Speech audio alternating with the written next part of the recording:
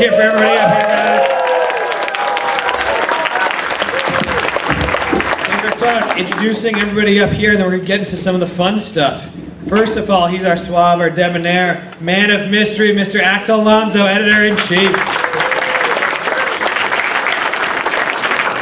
Next, he couldn't make it last year because of tropical storms that endangered everything he loved, but this year he's here. It's Mr. Dan Slott, writer of Amazing Spider-Man. Next, I found the only picture I could find Googling, Ryan. It is Ryan Stegman, sexy bad boy artist of comics. He always baffles Ryan Stegman. Yes. If you go on Kickstarter, he has a really cool project called I Draw Comics. Donate. You're going to be very happy you did. Next, you've seen him starring in ABC's Mad Men and other great shows as Mr. Steve Wacker, the inspiration for Don Draper.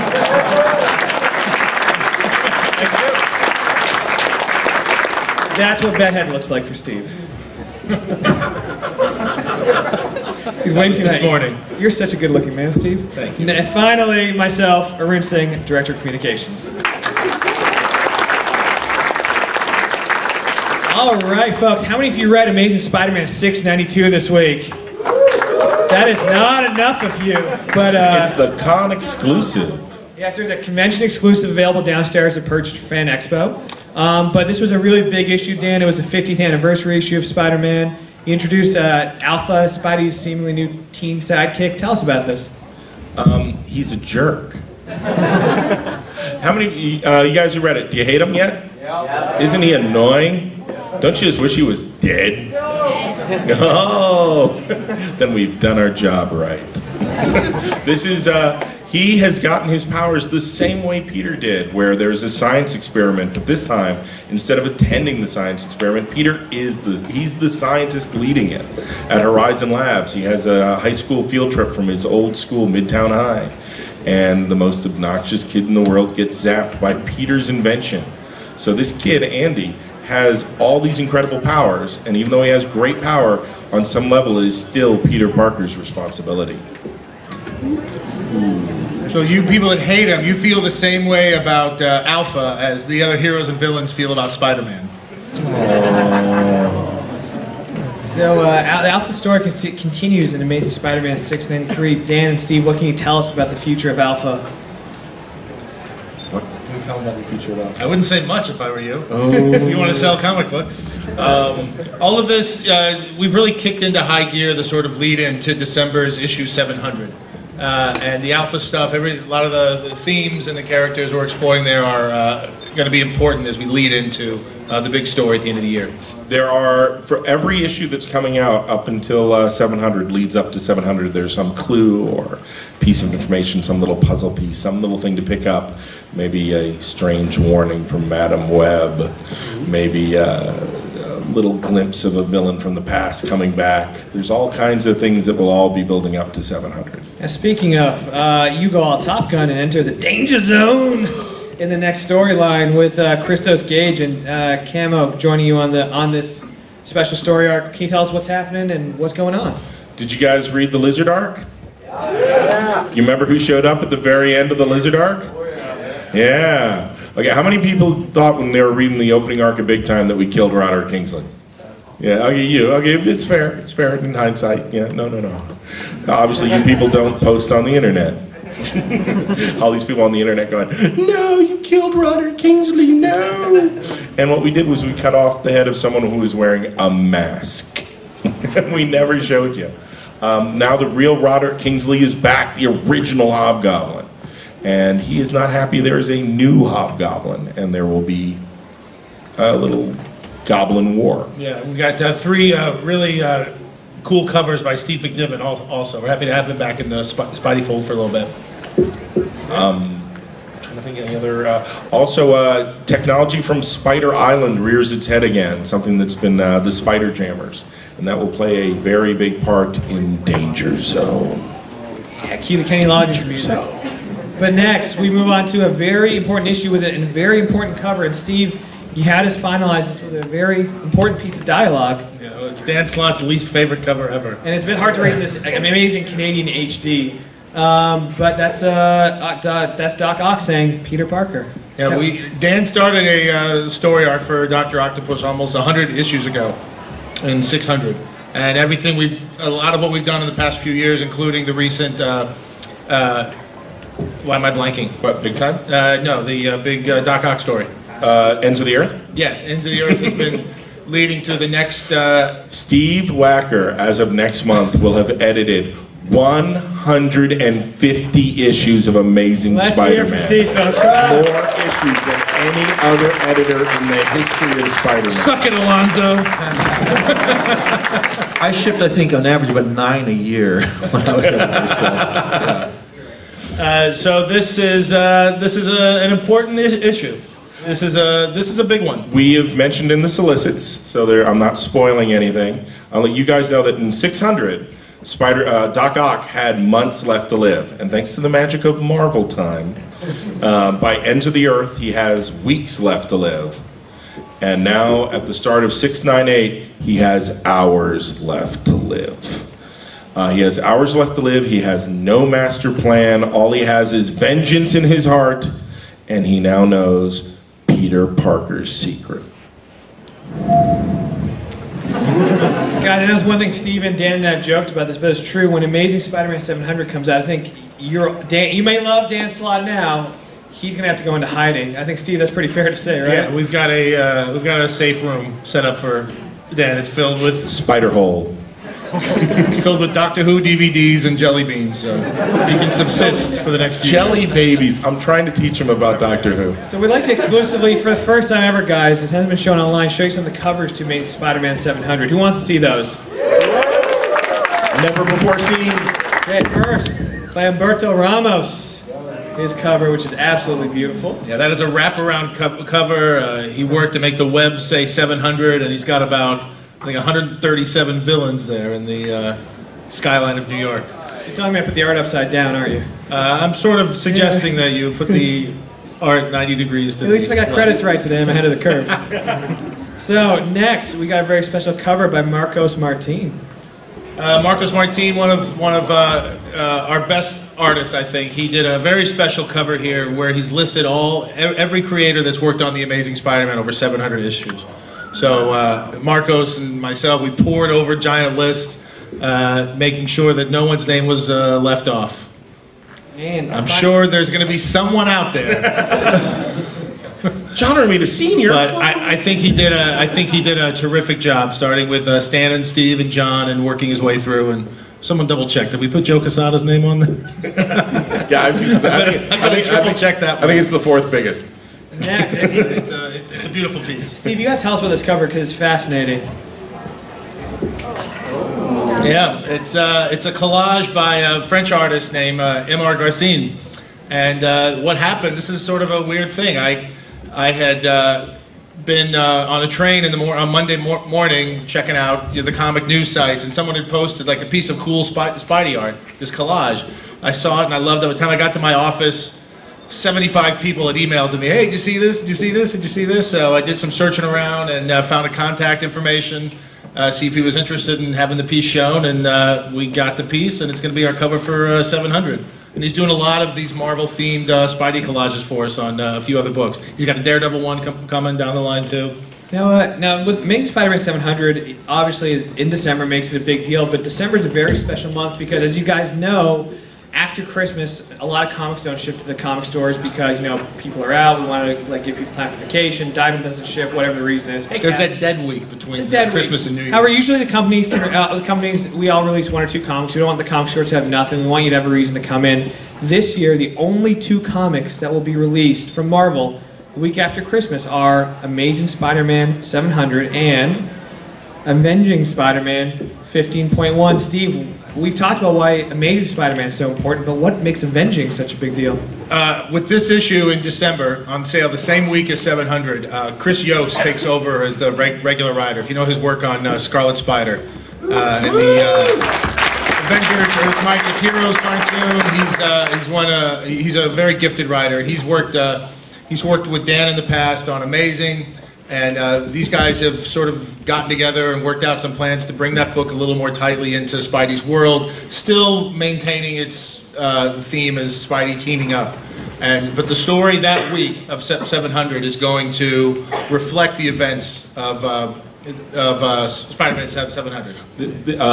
When you get these the last week of the year and you get your comics, read 700 first, then read this issue. Do not read this issue until you've read. No one's going to remember that. It's August. It's going to be on the internet. Guys, 700, then this. Axel, you've edited Spider-Man in the past over some of the biggest stories. You're now editor-in-chief. Yeah, it's Spider-Man 50th anniversary, but what's coming up in 700 is so seismic. I mean, as editor-in-chief, when you look at what 2013 is going to mean for the Marvel Universe, where do you think Spider-Man fits into all that? Well, I really have to keep my lips closed as much as I can because, 700 is a great story, but obviously what we planned for 2013 with Spider-Man is mind-blowing, I hate using adjectives and adverbs because it's just whatever. But long and short of it is that really 2013 is going to be a big year for Spider-Man. All right, guys. Now, how many of you like Carnage? I'm going to say one more thing about 700. I'm sorry. I'm going to go off book a little bit. Ah! No, it's not about this, but we got a feature in that issue that I think we can tell the Canadian talk fans. about this now. Yeah. This is one of my favorite panels we do. The Spidey panel in Toronto a couple years ago was terrific, and just as a gift, I'll say one extra thing about the issue. I worked with Stan Lee on a few stories in the past few years. He did a story for 600, he did some backup stories, always those coming back to Spidey.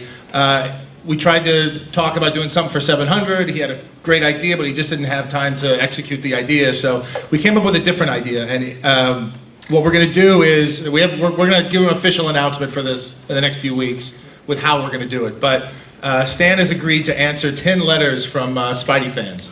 So he's going to do the letter column that issue. And we'll have ways people can submit their letter and get it answered by Stan the man himself. That's awesome. So he's going to be involved. Am I ineligible? You are ineligible.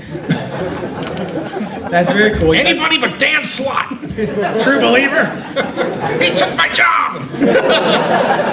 Yesterday it was like, are you fixing my stuff and making it better? And I was like, Stan. No one can make it better than Stan. Sorry I spilled that too early, Arun. No, that's good. That's fine. Now, I want to ask, how many of you guys like Carnage? How many of you like Sim? Yeah. How many of you like Maximum Carnage, the video game or the comics?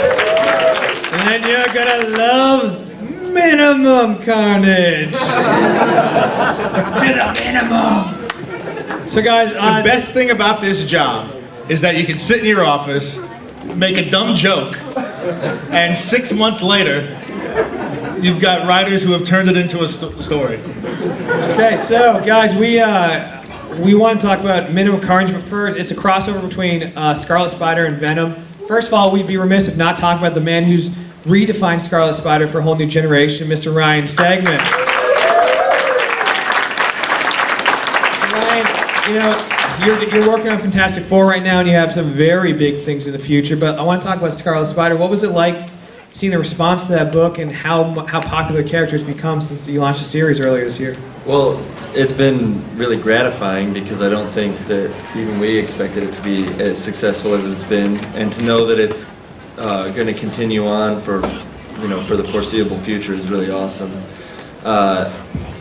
Knowing what Yost has in store is, just everything that we did with that title. I'm just really proud of it. Were you sad when you had to read the book? I think you know the answer to that. Did you cry? There was a lot of consternation over me leaving the book, but I'm staying on the covers for hopefully as long as it goes. So guys, I also think we should have a huge round of applause for Rick Remender, who's not here, but who, along with Steve and Dan and all, really fashioned a really awesome Venom. Let's hear it for Venom and Rick Remender. Yeah, the fact that with Cullen Bunn as new writer, the fact that we're talking about Venom issues 30 plus is preposterous to me. I can't believe it. It's gone longer now than any other Venom series has. They've really hooked into the character well. Axel, you helped a lot at the launch of that too, and finding the right angle for that. Rick and Dan's work on it, I think, really helped give us a really strong launch, which is what we needed. So what is Minimum Carnage, guys? Basically, you guys know Scarlet Spider is Kane. He's trying to be a better kind of hero, or a better guy. You have Flash Thompson, who's Venom, who's Agent Venom, works for the government, and is not above lethal force. And when Carnage escapes jail and heads for the Microverse, Scarlet Spider and Venom are going to meet for the first time and have very different points of view about how to deal with Carnage. I think that's fair to say. And in the Mighty Marvel manner, there's going to be a lot of action. We'll show you guys some of the covers for the book coming up. Yeah, the editor of the book, Tom Brennan, has really gone all out on covers and getting Pat Zerker to do some. Ryan Stegman. Yep, like Ryan Stegman, got a Clayton picture. Crane. And then here's look at November's covers. It's a lot of symbiote, it's a lot of shooting, and it's a lot of small. Yeah. Guys, let's hear from Venom Carnage. Everybody on Venom is so excited. Hey guys, you know there's another book coming up. If you guys have not checked out Greg Rucka's Punisher run, the place to start is Punisher Warzone in October. This is an incredible series.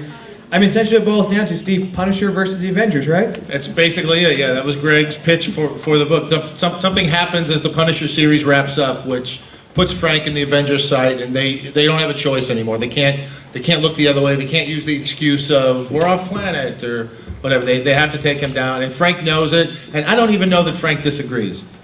But he's not going to give up, and it's going to be a pretty brutal fight. Now, there's a creative change on this we should talk about. I know you wanted to mention. Yeah, unfortunately, the artist of Punisher, Marco Cacchetto, had to drop away for personal reasons. He's got something going on. He's a wonderful guy. We're going to find another project. But stepping into the book is Carmine Di Giandomenico, the hardest name I have to pronounce on a daily basis. Let's show you guys some other art, than though. Sienkiewicz. This is incredible. Look at that. Never before seen, guys. This is the first time we're showing it. Absolutely beautiful stuff. Yeah. So that starts in October. Yeah, here's his rendition of Frank. And that leaves the character in a place that's going to be very important coming into 2013 for some of the Marvel. And actually, I know you have a soft spot for the Punisher. Greg's done some incredible stuff here. 2013, what's it mean for the Punisher? Again, it's really cool stuff. I mean, Greg's contribution to the Punishers, goes without saying. I got to say, of all the Marvel characters, I would personally love to edit and or write. It's the Punisher because he's so unique. Yeah, or B. Again, he's unique because he really isn't a hero. He's not quite a villain, but he's not a hero. He's got a code, but it's the opposite of someone like Spider-Man's, and I think that's what makes him so appealing and so interesting. So what Greg does with this story, with the Avengers story, the Warzone story, is take Frank to a place that is going to really position him for a really great role in Marvel now in 2013. Now guys, I've got to ask a question. If you all don't raise your hand, I'll be very disappointed in this country. How many of you read Daredevil by Mark Waid? Everybody raise your darn hand. You better make Mark Waid feel good. I want to hear a huge round of applause for Steve Wacker and the team and all of their Eisner wins.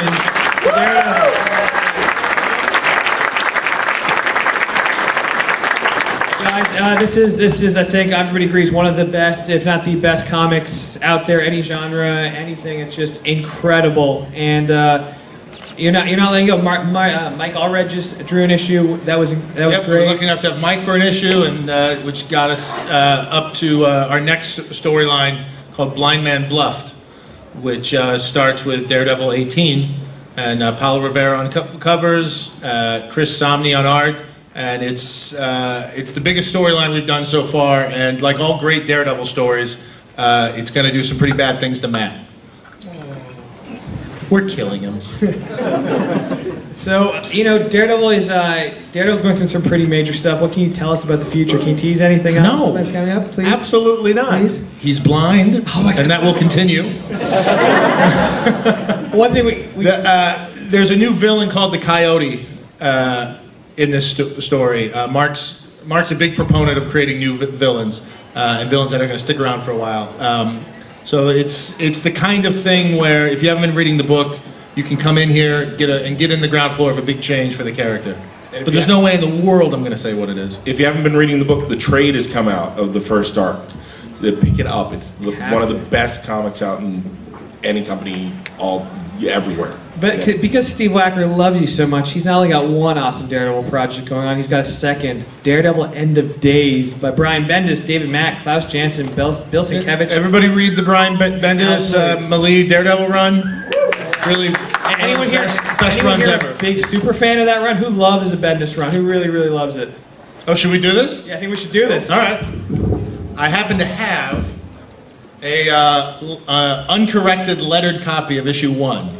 Who wants to read that? Which big Somebody Daredevil come fan up. wants to read that one? Steve, who's it? Ryan, you pick it. You pick it. Oh man, I pick it. Ryan, you gotta pick this guy because he's made the most amount of noise. Okay, then fair enough. You Yeah, got he the helped me magic win for it. yesterday in that game show too, so he's got my vote. Come on All up. right, come on up. Brian and David have been working on this project for years. It's gone through 2 or 3 different editors, and it's really some stunning looking work. You can sit next to Arune. Yeah, I need a friend here. You don't have eye scanners, do you? Yeah, no spoilers, please.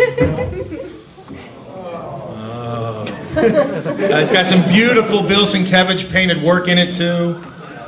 So it's a book people have been looking forward to for years. I like the reverence with which he treats the envelope for the printout.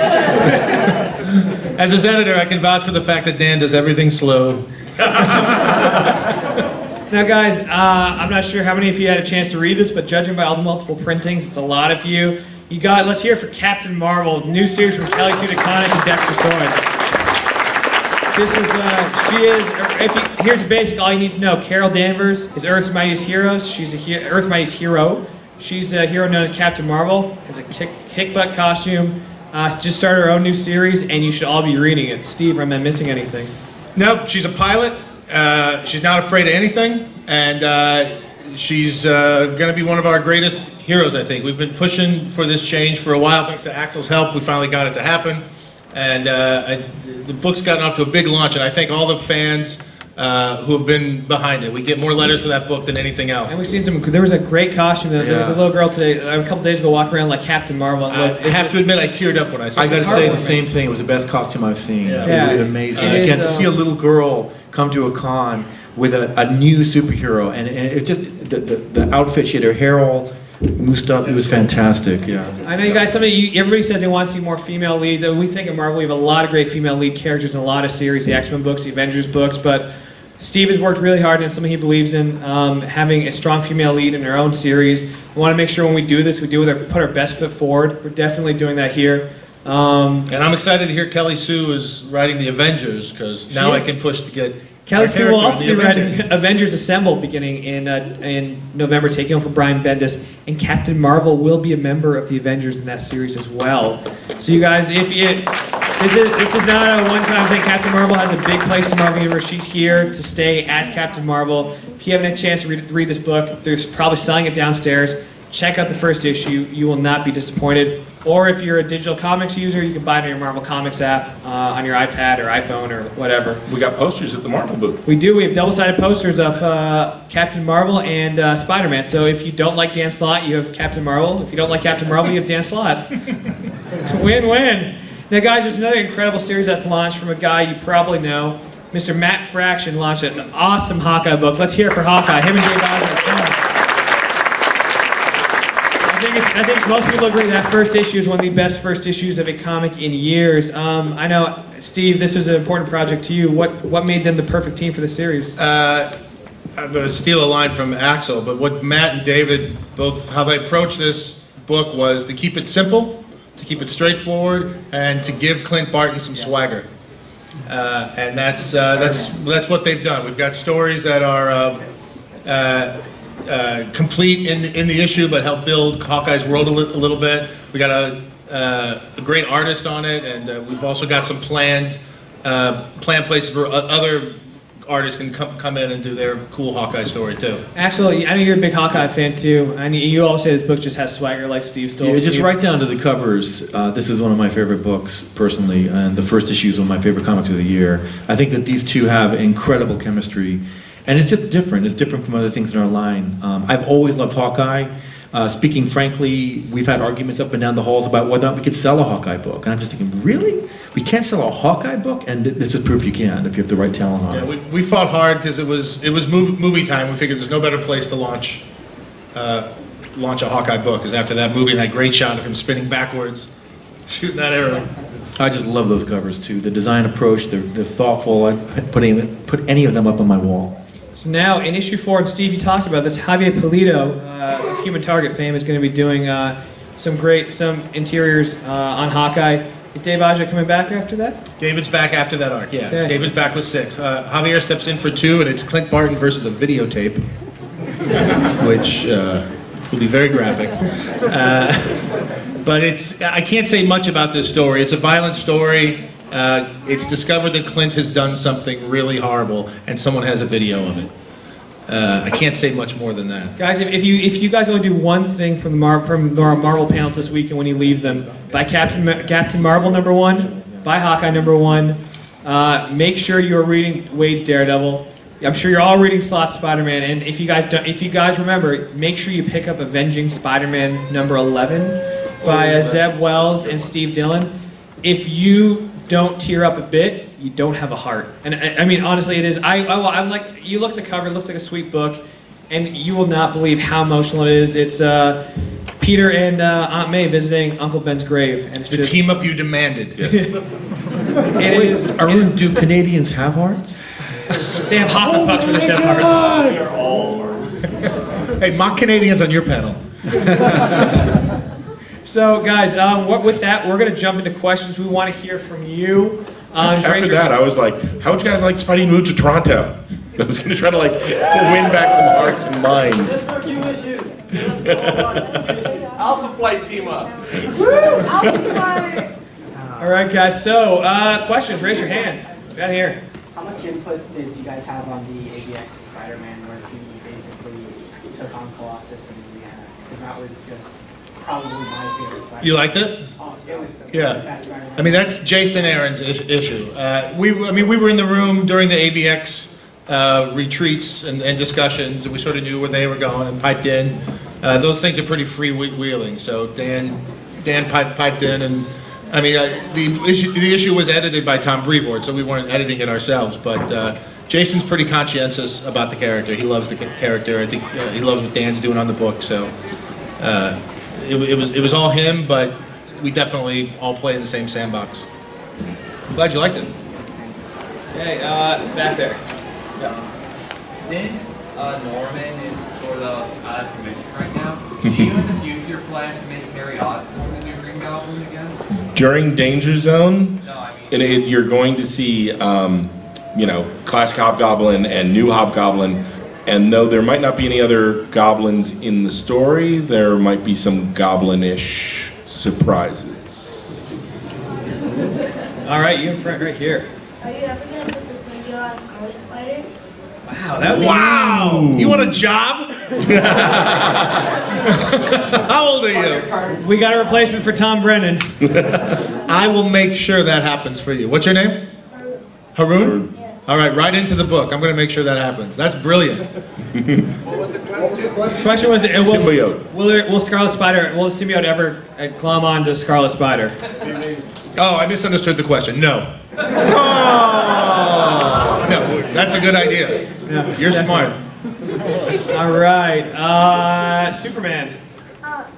What is your favorite Spider-Man villain? Okay, guys, let's start with Axel. Favorite Spider-Man villain? It would. Kingpin is one of my favorite, but he's not really Spider-Man. He's more Daredevil, Green Goblin. Stegman? Doc Ock. For me, it's Kraven the Hunter until 700, and then it's Dan Slott.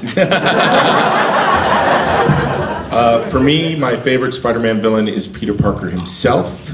No one else beats up Peter like Peter. What's important is what's your... First of all, why are you wearing a Superman costume? He's obviously wearing it because of the Superman Spider-Man. Don't take me lightly. I will berate a kid. Who's your favorite Spider-Man villain? I have to say Venom. Ooh, man, that's a good choice. Have you been watching the Ultimate Spider-Man cartoon? It's not. Oh, it's not here yet? No. Oh, way to go, Steve. I blame Canadian customs. Well, when that show comes here, you have to watch it. You're if you going to love be very Venom. happy, and you'll stop dressing like Superman. Oh, stop! Just show up tomorrow at the DC panel in a Spider-Man costume. It'll be well. What if I came here wearing an American flag? Man, there's way too many Superman shirts here. Eric. Two things. First of all, everything you said about Captain Marvel is absolutely true. Fantastic type. Thank you. Wonderful. Thanks a lot. It's one of two things I wanted Marvel to do this year, which is get Carol Danvers as Captain Marvel in the costume. The other is bring back Alpha Flight. They were just in Hulk. Is that cool for you? Jeff Parker and Dale Eaglesham had just had an art Mayan rule of Hulk, where the Red Hulk teamed up with Alpha Flight. Okay, we'll check it out. And then you can also see North Star right now for the foreseeable future in Astonishing X-Men. I believe there's another member of Alpha Flight who will join the X-Men very soon. I'd like to see more Guardian and Sasquatch. Okay. I'm with you. We were pulling for that last book so much for it to survive. There is an Alpha Flight book. That's it. An Alpha Flight book out there that we need to find a way to do. We talk about it at almost every retreat. Yes. Send a petition around. For what? We want to do it. No, but we need a petition. I think it would be a little biased at this panel. Yeah, I don't know if this is the panel to do it. I have a Spider-Man question. Okay. I haven't seen much in the Marvel Now stuff about Spider-Man. It feels like Marvel Now was Avengers and X-Men and Spider-Man. In the image you saw from Marvel Now, look at Spider-Man. He's at the top of it, but look very closely at his costume. It's different. All right. We're going to have announcements in coming weeks that will blow your mind. And they start with teases, and we'll start filling in the blanks as you go. But again, guys, we can't even then when we announce it, we won't be able to say too much until maybe Spider-Man 700 hits. You guys, I'm serious, the amount of hatred that will be there towards Dan Slott after this. Because here's the thing, when you read the end of it, you have to remember it's real. Steve is a big believer in making things count, and when that happens, some of you might not believe it actually happened, but it's real. One of the things we get a lot of complaints about is because we have to do so much promotion and marketing and we solicit our books 3 months ahead of time, for a lot of readers who track that, they feel like their stories have been sort of given away already before they get to experience the issue. I know it's frustrating for the writers and the artists. My advice would be not to look those things up if you don't want to know, but the Spidey thing is an experiment. We're trying to really hold back the information to see how the surprise. We feel like we have a story that's worthy of holding back a little bit on it and seeing how that plays out. Last thing we want to do is put on a cover. It's like, hey, you're going to love this movie. Bruce Willis is dead. It's a great movie. And look, here's the thing though. I'm going to tell you right now, a lot of you have been asking Dan on Twitter, are you still writing Spider-Man after Amazing Spider-Man 700? We can't say. Is there even an Amazing Spider-Man after 700? We can't say. It is what happens to Peter Parker and Spider-Man after 700, we can't say. But Steve, we should tell them something about what's happening in January, shouldn't we? There's something? Yes. I actually put on your slideshow there, if you go one more, I put a JPEG up there. Oh, sweet. That is the cover to Amazing Spider-Man 699.1. That will come out between 699 and 700. The picture is of Morbius throwing Spider-Man to the ground. Morbius, the living vampire, was recently seen in the No Turning Back. Sorry, the No Turning Back arc, and his story is not done. Do one more. One more. Ooh, Steve, tell us about Morbius, the living vampire, #1 in January. It's an ongoing series? Ongoing series. Are we announcing it for the first time? I am announcing it for the first time, yes. Oh, God. So Joe, if you guys don't know, Joe is the writer of Glory, a really great image superhero series, not for the folks under 18 or maybe 14 at least. Not for the faint of heart. Yeah, but it's... Not for you. And also a book called Hell Yeah. And Richard Elston's an incredible artist. Tell us about the team and what they got planned. Well, the team, we had originally talked to Joe and Rich about doing a Thanos book for us that we announced early in the summer that plans have changed on, and so they were available. And I was digging working with them on the Thanos book. So I asked Joe, I asked Rich, do you have any feelings about Morbius? We want to, we've got sort of a starting point for this character. What kind of deep, dark holes would you take this living vampire into? And they dove into it like no one I've ever seen on a book. They're coming up with some good stuff here. And you know what, guys? Steve is far too bashful to say this, but he has a Midas touch. If you look at all the books that launch out of Steve's office, whether it be Scarlet Spider, whether it's Venom, whether it's Punisher, whether it's Daredevil, Captain Marvel, Hawkeye, there's a pedigree to the books that Steve produces. We have a lot of wonderful talent. I especially love books out of Steve's office. And I think if you guys aren't interested in vampires, or aren't interested in Morbius, just remember how much people are talking about Daredevil now and how much you wish you'd got into the ground floor, how much you wish you'd got in the ground floor for Captain Marvel. Get in on the ground floor for this book.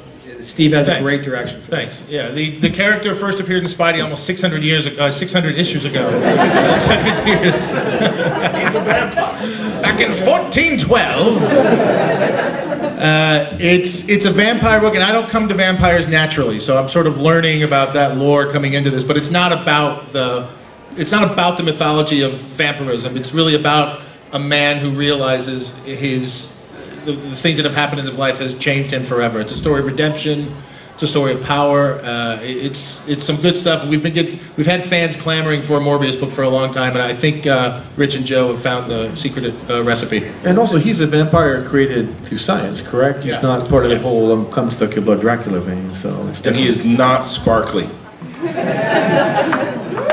right, thank you. So Team Morbius in January. All right, Robert Pattinson has a new role. Right over there, sir. Yeah. Who's the tape with? The Hawkeye tape. Who's it with? It's not you think it's a sex tape, don't you? It's a jam session with Springsteen. It's great. It's with Avril Lavigne before Chad Kroger. My favorite character, Lady Slott. I have to ask, how does this country feel about Avril Lavigne and Chad Kroger? Is it like a royal wedding for you guys, or is it? No? You can have them. Axel was in his room crying last night. We barely care about Avril. He did. All right, guys. Time for you to ask questions not about Avril Lavigne. Shaking your hand right there. So there's an issue, there's a bunch of puzzle pieces. Word 700. What issue did the puzzle pieces start acting at? 698. You know, we have the first person ever outside Marvel to read Daredevil End of Days. Tell us. Okay, there's like 3 major story points that are just gonna blow you away. Yeah, I want to.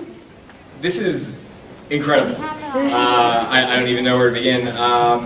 It's gonna be probably since like Born Again. It's looking epic. I'm recommending That's it. awesome. Yeah. Thank you. Who else is a big Daredevil fan here? Who else is a big Daredevil fan? Steve, choose our next big Daredevil fan. Let's see. Let me. The guy with the red hat, with his hand up. You. Yeah, you. Come on up and read this. Yeah. Do you not know you're wearing a red hat?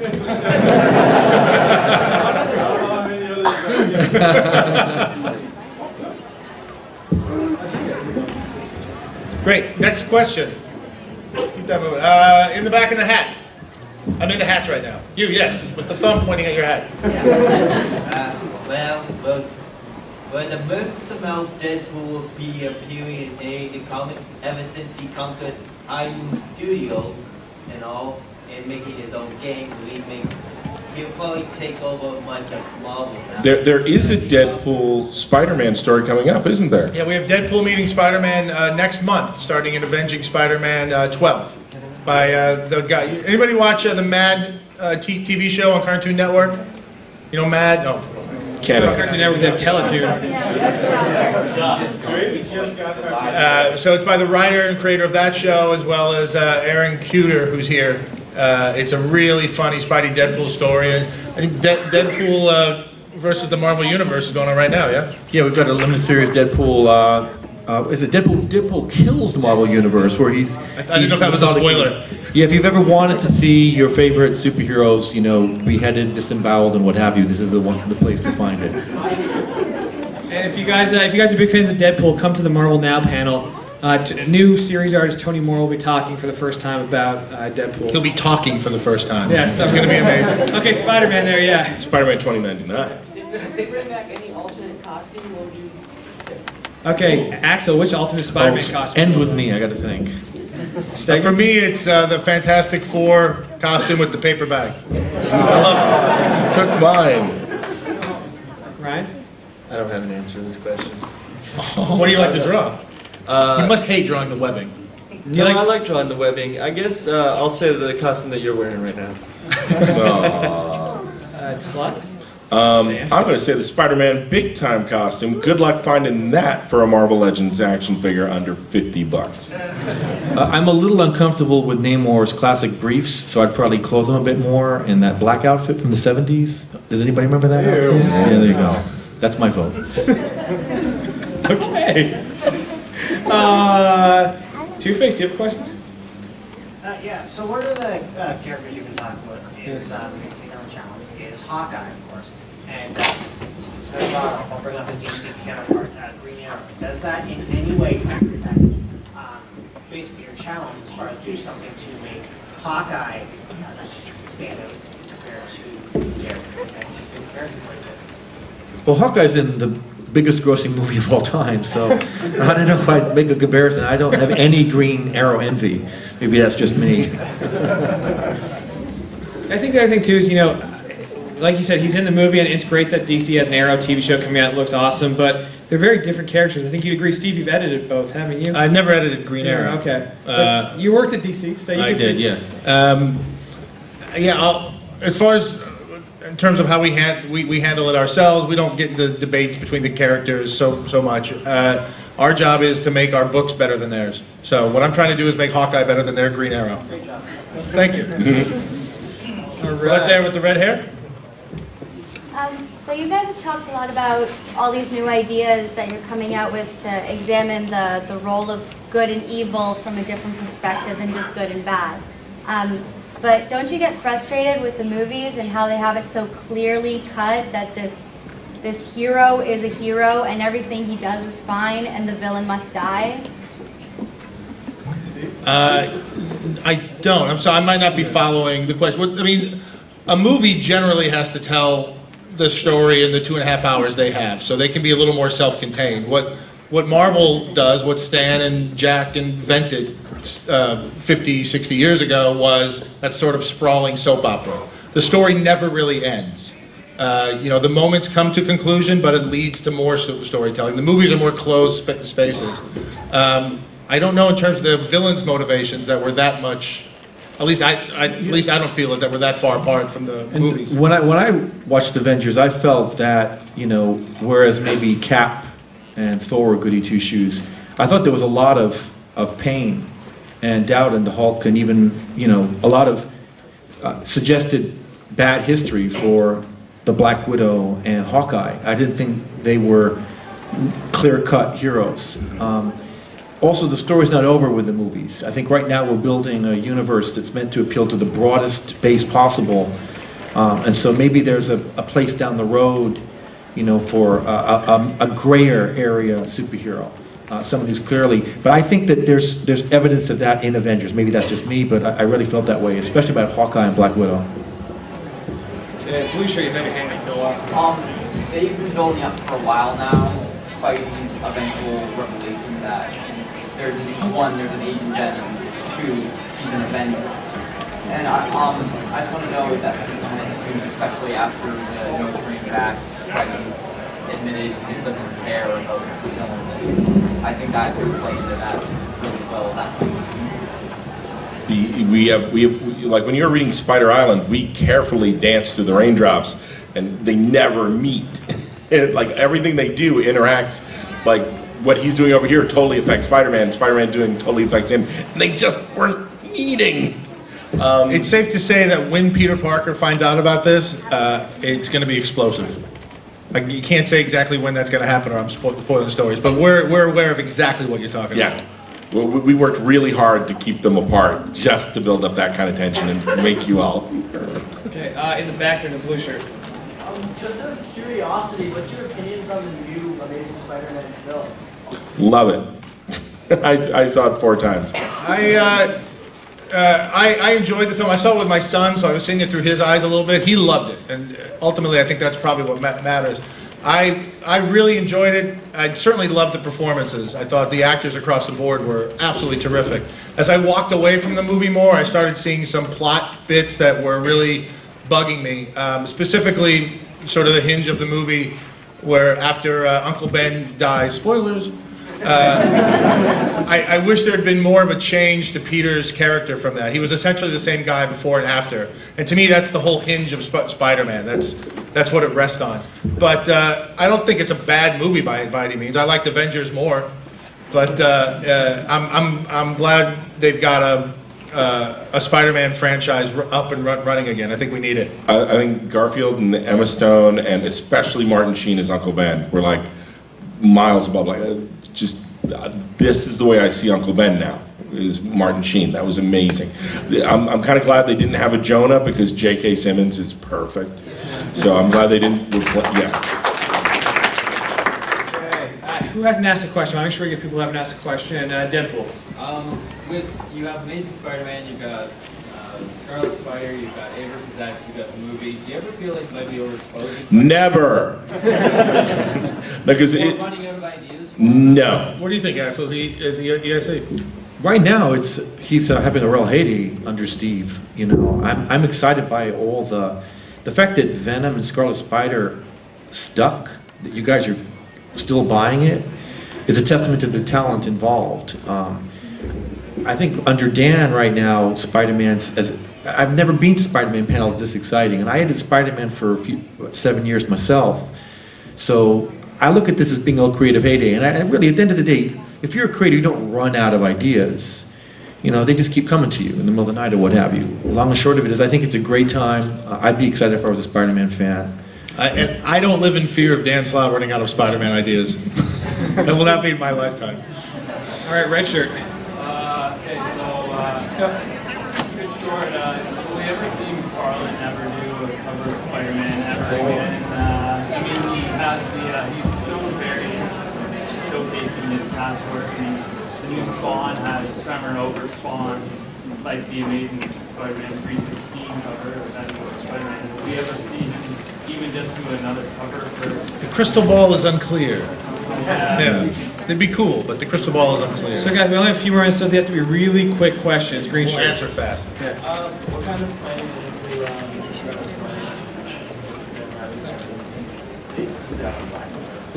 Yeah, basically the idea was we wanted to do something that was just like kind of menacing because that's the type of character that Kane is, and then I also wanted to do the big red eyes, and we just kind of built from there. Something simple, something classic that will. You did about 15 designs. Yeah. We went around a lot. Yeah, last year different Fan color Expo, schemes. you showed them to us too. He had tons of these. Yeah, I did. I just kept trying different things, and that was the one that seemed the most iconic. How cool is it to see it in the new video game? Oh my God! I bought the video game just for that, and that's all I do with it is just swing around and his custom. Right, flash it.